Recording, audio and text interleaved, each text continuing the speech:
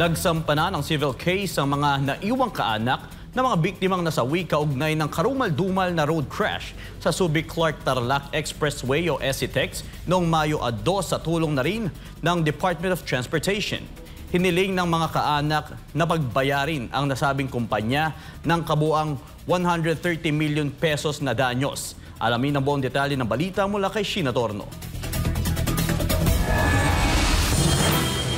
Pasado alas 8 ng umaga ng Biyernes ay dumating sa Quezon City Regional Trial Court ang mga kaanak ng nasawi na si Dane Janica Alinas na isang miyembro ng Philippine Coast Guard at ang asawa nitong si John Soria Alinas at ang kanilang 2 taong gulang na anak na nakaligtas sa malagim na trahedya sa SCTEX ito lamang buwan ng Mayo. Ito ay upang maghain ng civil case na nakadirekta ang kaso sa driver, presidente ng kumpanya at sa mismong kumpanya na Pangasinan Solid North Transit Incorporated na sangkot sa nasabing aksidente. Sinaksihan mismo ni Transportation Secretary Vince Dizon ang paghahain ng kaso ng mga pamilya ng biktima.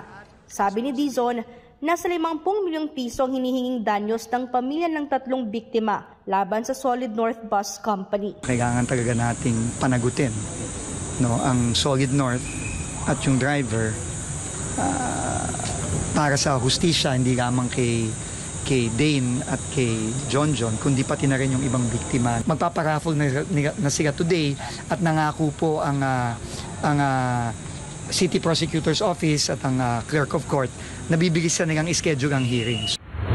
Kasunod nito, tumungo naman agad si Secretary Dizon sa Antipolo City New Hall of Justice upang ipakita ang suporta sa pagsamparin ng kaparehong kaso ng mga naiwang kaanak ng biktima na miyembro ng isang religious group. Nagkakahalaga naman ng 80 milyong piso na danyos ang nais habulin para sa 4 na pamilya.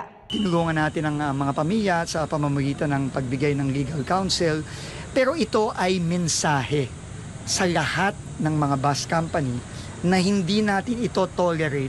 Nilinaw ng DOTR Chief, hindi pa rito natatapos dahil nakahanda na rin ang ahensya, maging ang mga pamilya ng biktima na magsampa rin ng criminal charges laban sa kumpanya. Gate ni Dizon, kailangan may maayos na reforma patungkol sa road safety upang mabawasan ang talamak na kaso ng road incident sa bansa. Una na rin sinabi ng kalihim na hindi epektibo ang mga pulisiya ng gobyerno ukol sa road safety dahilan kung bakit lumulobo raw ang kaso nito. Anya, patuloy pa rin ang ipinato na suspensyon sa Pangasinan Solid North, lalo na't 15 sa mga bus units nito ang nakitaan ng hindi roadworthy.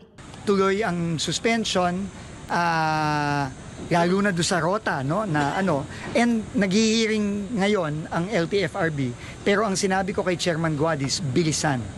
Kasi nga, we need swift action. Bukod sa mga biktima ng Pangasinan Solid North, asahan din ang paghahain ng civil case at criminal charges ng 2 pamilya ng mga biktima sa malagim na trahedya rin sa NAIA Terminal 1 kung saan 2 ang nasawi. Isa na rito ang 4 na taong gulang na anak na isang overseas Filipino worker na kamakailan lamang ay hinatid sa kanyang huling hantungan. Para sa Diyos at sa Pilipinas kung mahal. Ito si Sheena Torno, SM9 News.